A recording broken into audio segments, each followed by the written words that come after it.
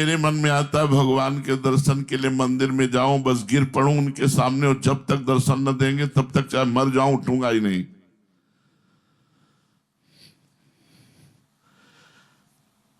उत्तर, जब तक भगवान दर्शन न देंगे तब तक हम मंदिर में जाकर पड़े रहेंगे, नहीं उठेंगे। ये व्रत लेकर आज से पानी नहीं पीऊंगा, खाऊंगा नहीं, मंदिर के सामने ही मंदिर पड़ा रहूंगा, भगवान दर्शन देंगे तभी उठ करके जाऊंगा। मेरी समझ में ऐसा कदापि नहीं करना चाहिए। ये ना शास्त्र युक्त है ना युक्ति युक्त है। इस हट से भगवान ने, तुम्हारे मरने से सृष्टि में कुछ हल्कापन आ जाएगा या कुछ गरूपन आ जाएगा? कुछ नहीं होता। वही जीव तो हम में भी है जो एक भुनगे में, वही हमारे में जीव है। हट नहीं, कोई कार्य ऐसा मनमानी नहीं। एक हमसे कह रहे थे कि हम आपके साथ निकुंज चलेंगे। तो कहा आना तो निकुंज है, पर साथ, ये शब्द थोड़ा संशय युक्त है, क्योंकि शरीर की आयु का क्रम घटा बढ़ा होता है। आपकी आयु और जीना है मृत्यु लोक में, हमारा शरीर का समय पूरा हो गया तो हम श्री जी के पास पहुंच जाएंगे। आप थोड़ा विलंब से आएंगे, लेकिन आना एक ही जगह। बोले नहीं, किसी भी तरह से हम आएंगे, एक ही साथ जाएंगे, हम आपके बिना जीवन धारण। तो हम कहा ऐसा करोगे तो नरक जाओगे, हमारे पास नहीं आओगे। ऐसा नहीं, सहज में जीवन, कोई मनमानी आचरण नहीं। जैसे इसमें लिखा कि हठ पूर्वक मंदिर में जाके गिर पड़ना कि अब खाना पीना सब बंद, अगर दर्शन नहीं दोगे तो हम प्राण त्याग देंगे।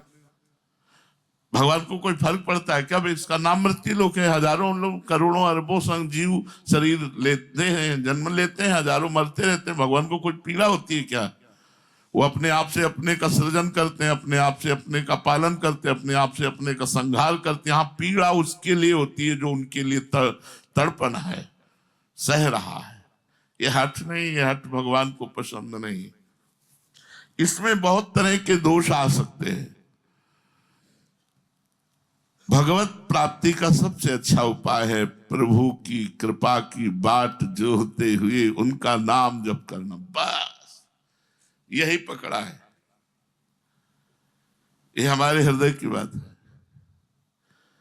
प्रभु की कृपा की बाट जोहते हुए उनका नाम जप। जो हम में दोष हैं उनको हम देख रहे हैं, लेकिन मेरी सामर्थ्य नहीं मैं उनको हटा सकूं। आप ही हटाइए, आप हटाइए। जैसे छोटा बच्चा है, उसकी तरफ सांप आ रहा हो तो क्या करेगा? माँ की तरफ देखकर रोएगा। अगर दौड़ नहीं पाता तो माँ की तरफ मुख कर लेगा और रोएगा। बस वही हमारी बात है। काम आ रहा है, क्रोध आ रहा है, लोभ आ रहा है, मोह आ रहा है, श्री जी की तरफ करके रो दे। देख लो, हमारी सामर्थ्य नहीं कि मैं हटा सकूं। अपने को सर्वथा असमर्थ एकमात्र प्रभु की कृपा के भरोसे छोड़ देना। बस ये आया है पूरे जीवन में, पूरे जीवन की साधना का फल ही आया है। सर्वथा असमर्थ।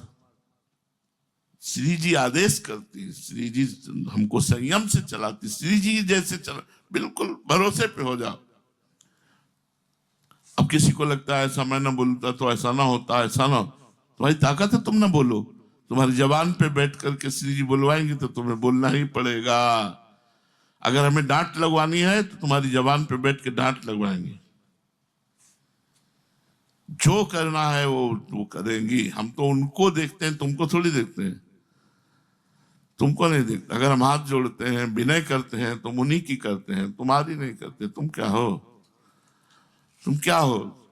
सुरपति नरपति लोकपति जिनके भाव है घास। अगर हम हाथ जोड़ रहे हैं, तुम्हें प्यार कर रहे हैं, तो श्री जी के कृपा पात्र हो। आपकी जबान से गाली निकली मेरे लिए, तो आपकी जबान में बैठकर श्री जी ने मुझे कटवचन बुलवाया। कितनी कृपा की, आपको निमित्त बनाया। बोल तो मेरी श्री जी रही, अब मुझे मेरे लिए बोल रही। जैसे चाह रहे हैं वैसे अपनी कृपा रूपी छड़ी से नचा रहे हैं। हम देख रहे हैं, बिल्कुल कुछ नहीं है। वो जैसा चाह रहे हैं वैसा हो रहा है। प्रतिपल उनकी कृपा, प्रतिपल उनका दर्शन, इस बात का कि वो कैसे कर। अब हमारे अंदर ये प्रश्न नहीं रह गया कि ये बुरा कर्म हो या अच्छा कर्म है। हमारे अंदर एक उत्साह रह गया कि आप करवा रहे हैं तो वो बुरा कैसे हो सकता है? आप करवा रहे हैं तो भला ही भला है। राधा वल्लभ भजत भज, भली भली सब होए। अब भली भली सब हो। आपको इस बात पर आना होगा। बहुत जोर की बात है, अगर समझ जाओ तो समझ जाओ। ऊपर लिखा करोड़ों वर्ष की तपस्या, जब तब पुण्य साधन सब एक तरफ। इससे भगवान को खरीदा नहीं जा सकता। शरणागत हो गए। प्रभु की कृपा की बाट जोहते हुए प्रभु के लिए उत्कंठित रहना। अपने को ये बहुत बड़ी बात कहने जा रहे हैं। अपने को सर्वथा एकमात्र प्रभु की कृपा के भरोसे छोड़ देना।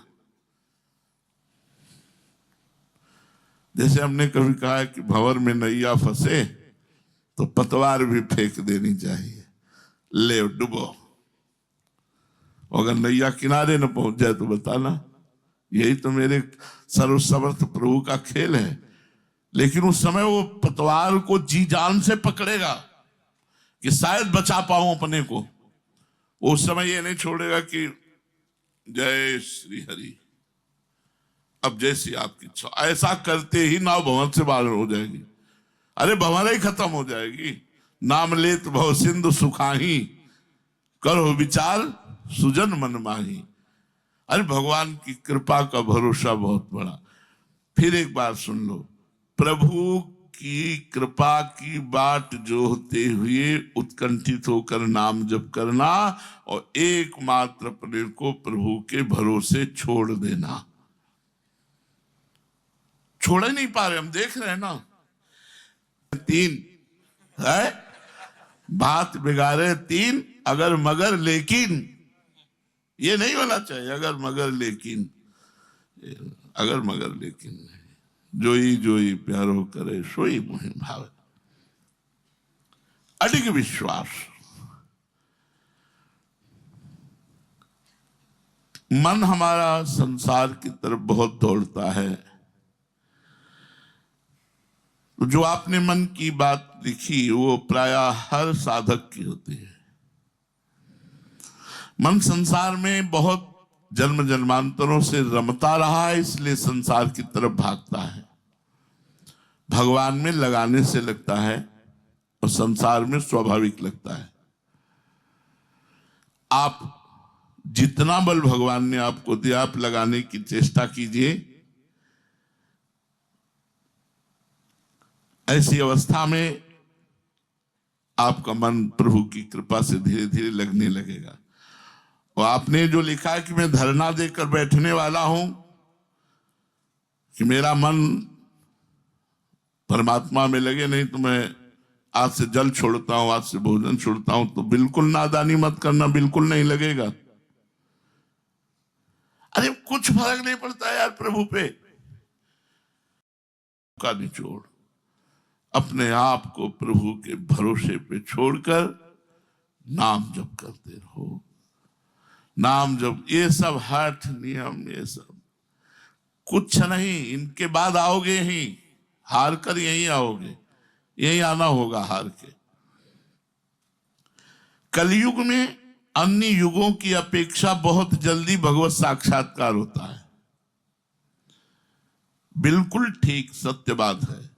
सतयुग में हजारों वर्षों तक ध्यान, त्रेता में हजारों वर्षों तक सब साधनाएं यज्ञ आदि की, द्वापर में बहुत काल तक पूजा अर्चा करने का जो फल मिलता है, कलयुग में केवल भगवान के नाम जप से, नाम कीर्तन से वो फल प्राप्त हो जाता है। कलो तद्धरि कीर्तनात्। इसलिए पापी से पापी मनुष्य, दुराचारी से दुराचारी भी यदि भगवान की शरण में आ जाए तो भगवान उसे अपना स्वरूप प्रदान कर देते हैं। अपिचेत सुदुराचारो भजते माम अनन्य भाग, साधुरेव समन्तव्यः सम्यक व्यवसिता है। सा क्षिप्रम भवति धर्मात्मा सस्वच्छांतिम निगच्छति। ये बहुत जल्दी उसे महात्मा बना देते भगवान, चाहे जितना बड़ा दुराचारी हो, नीच हो, पापी हो। ये बिल्कुल सोच